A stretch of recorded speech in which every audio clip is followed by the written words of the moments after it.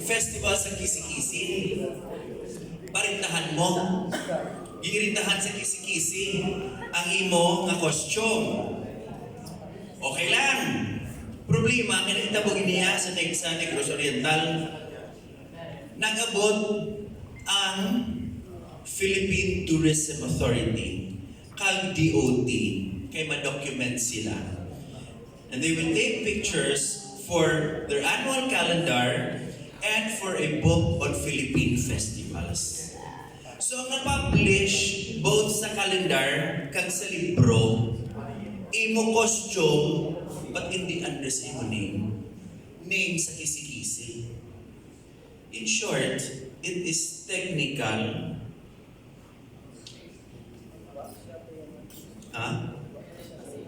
Hindi ba credit sa imo? Oo, impostor. Impostora! Leche. Alterations. Diba? O, kung long sleeves, putla. Kumuha ka sleeveless.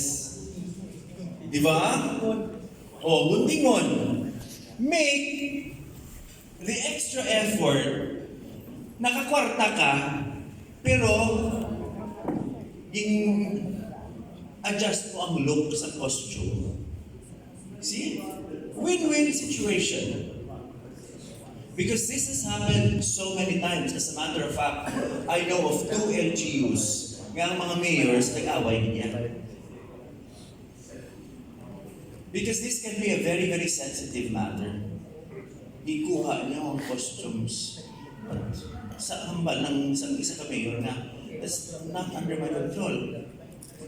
You know, you are the mayor. You know very well that we have no time to go into the nitty-gritty details. Sa mga choreographers na yan.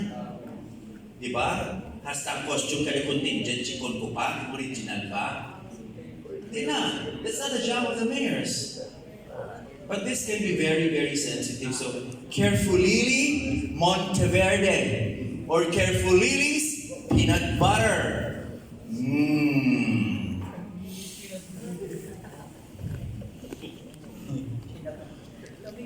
Iba lang eh. Carefully's peanut butter. Next.